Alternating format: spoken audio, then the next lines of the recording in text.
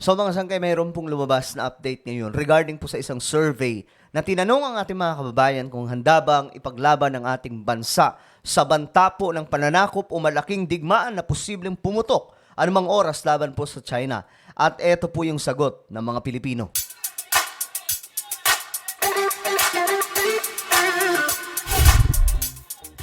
Good day sa inyong lahat mga sangkay, magandang oras po. Shoutout po sa lahat ng mga nanonood ngayon.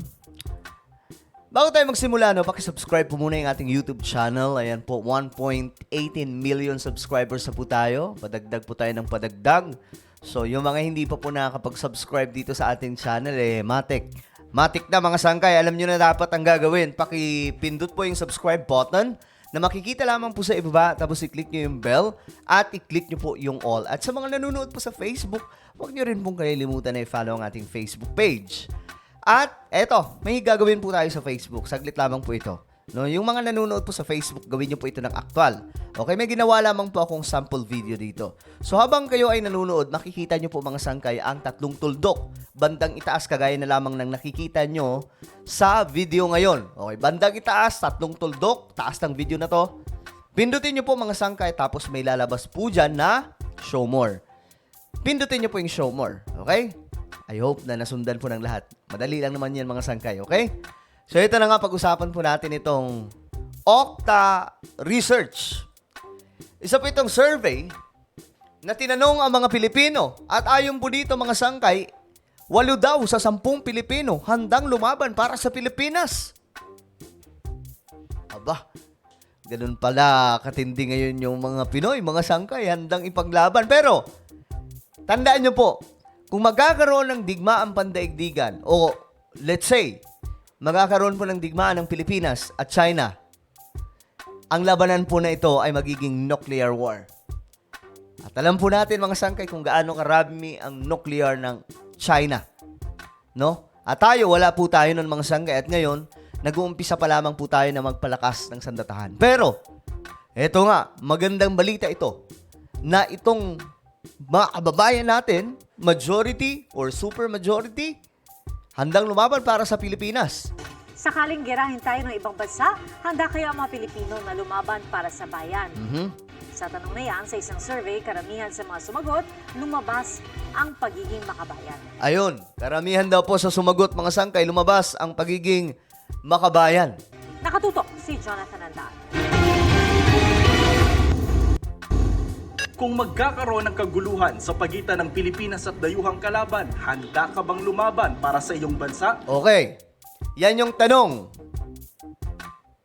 Basahin natin. Kung magkakaroon ng kaguluhan sa pagitan ng Pilipinas at dayuhang kalaban, handa ka bang lumaban para sa iyong bansa? So sa madaling sabi, hindi lang po nilagay dyan na China, pero China yan. Wala naman pong ibang may sigalot ang Pilipinas, kundi sa China lang. No? So sa China itong tanong. Ngayon mga sangkay, kung babalikan po natin ang eksena ngayon, itong si President Xi Jinping ng China, pinaghahanda na po ang militar nila sa digmaan. President Xi Jinping called on the armed forces to be prepared for conflicts. He has urged them to raise a stronger sense of mission, deepen reform, and promote innovation to strengthen strategic capabilities. Xi, who is also General Secretary of the Communist Party of China, made the remarks while attending a plenary meeting of the Liberation Army Delegation People and People's Armed Police in Beijing. China has increased its defense budget by 7.2% this year. Okay. So ito mga sangkay, bukod po sa pinaghanda na ni President Xi ang militar ng kanilang bansa, ang matindi dito mga sangkay, malakas na nga po sila. Dinagdagan pa po ang budget ng kanilang military. Ayun tumaas pa po ng 7.2%. So ano nga ba mayroon? Bakit may declaration ang gobyerno ng China to prepare for war? At bakit nagtaas ng budget para po dito sa militar? Meron ba silang invasion na gagawin sa Taiwan, India, Pilipinas? Kasi ito pong tatlong to, ito po talaga yung may matinding, ngayon, kumbaga, banggaan. syempre mga sangkay, given na yung Amerika. Pero ang may pinag-uusapan kasi dito mga sangkay, na may mga agawan ng tinatawag na teritoryo. Ang China, may banggaan sila sa border against India. And we know mga sangkay how powerful itong militar ng India. Number 4 po sila pagdating sa global strongest military power. Pangatlo ang China. So, matinding banggaan yan mga sangkay. And then tayo, Pilipinas against China, may agawan po tayo sa teritoryo, West Philippine Sea. Nangihimasok po sila sa tinatawag na exclusive economic zone natin. Mayroon pa. Ito namang Taiwan, na probinsya po nila na ngayon mga sangkay gusto na pong kumawala. Actually, nakawala na nga po sa China. Ngunit pinagpipilitan pa rin po ng China at sinasabi na hindi po pwede kayong maging bansa at never yan mangyayari. Pero may presidente po yung Taiwan at ayaw na po magpasakop sa China.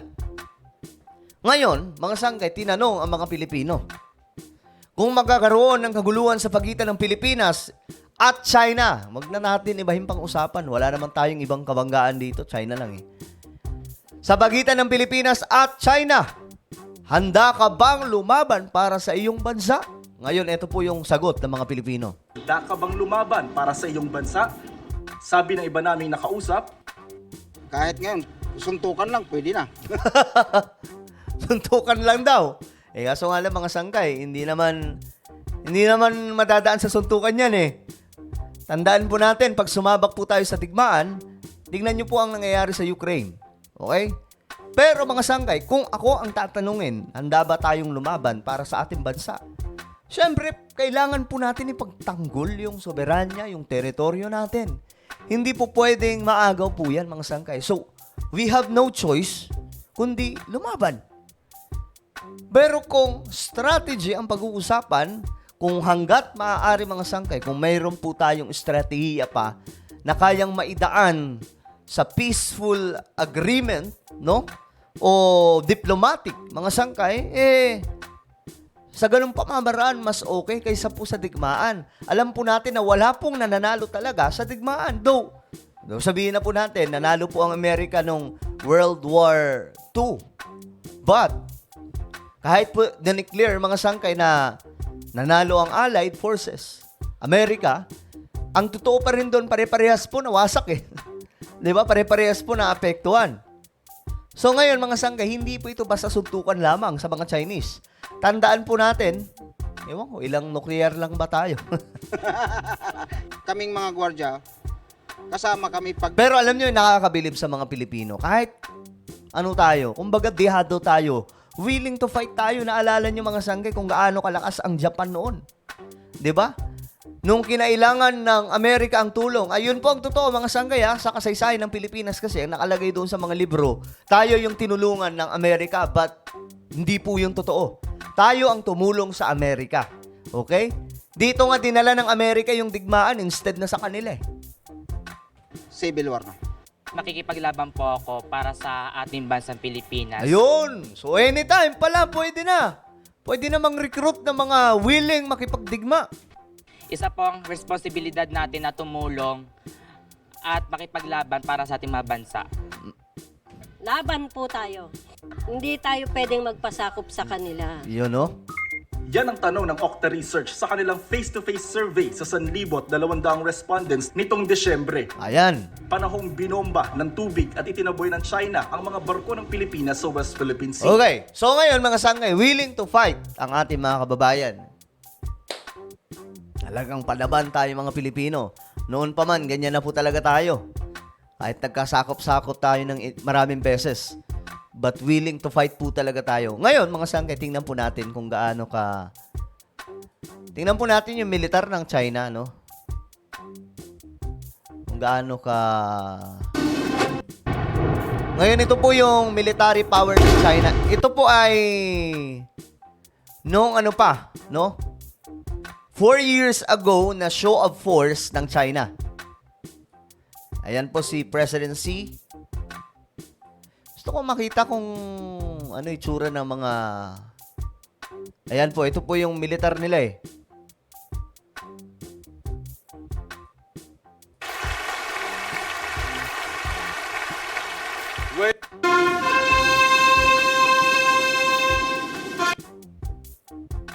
May ganito din tayo mga sangkay eh. Parang...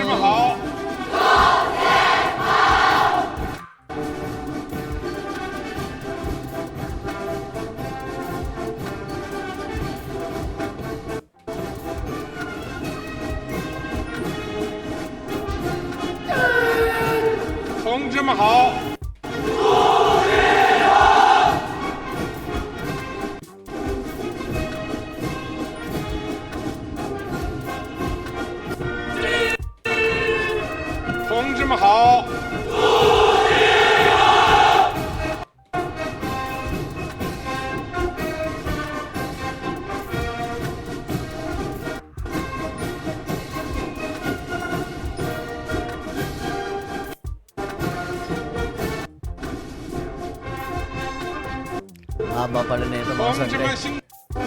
Forward lang natin.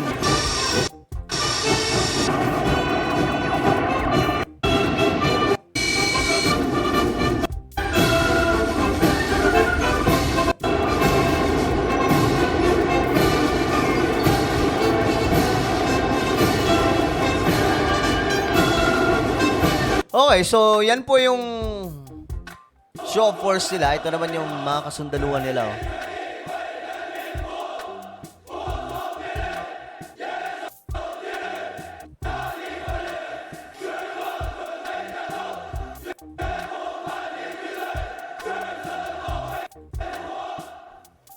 我命令民导向，坚定工作，抓住不放，出成效。运 So yan po yung mga kasundaluhan nila mga sangkay. 部队野外分会 So ngayon, tingin nyo ano tong mga sangkay? Kayo ba ay pabor? Ako na, para po sa inyong kaalaman mga sangkay, ako believe din talaga ako sa lakas ng loob ng ating mga kababayan. Tayo, ganyan po talaga tayo mga sangkay noon pa man eh. Pero alam nyo yung pagiging matapang natin kung sasamahan pa po natin ng, kumbaga kung advance lang po talaga yung ating mga pandigma, palag po talaga eh. Kasi mayroon na po tayong tapang eh. Kaya nga lang, kumbaga kung Pilipinas against China lang, walang Amerika at iba pang mga bansa. Wala. Dihadong-dihado tayo ng malala. Kahit na po andyan yung Amerika, mga sangkay, medyo tagilid pa rin po talaga. Pero sana, wag po tayong magpadala sa mga emosyon, no? At sana wag pong humantong talaga sa digmaan. Ako, delikadong-delikado yan. Pero mga sangkay, ito, tatanungin ko kayo. Kagaya rin po ng tanong kanina. Kung mayroon bang papasok na mga... ito na lang, basahin natin. Kung magkakaroon ng kaguluhan, ululusubin po tayo ng China, handa ba tayong handa ka ba na lumaban para sa ating bansa? I-comment nyo sa ibaba ang inyong mga opinion. And now guys, I invite you, please subscribe my YouTube channel. Sangkay Revelation, ito po yung isang YouTube channel na nag-upload po tayo dito ng mga impormasyon patungkol po sa mga nangyayari sa ating mundo related po sa nakasulat sa Biblia, okay? Maganda yung topic natin dito syempre. So ako na po ay magpapaalam, mag-iingat po ang lahat. God bless everyone.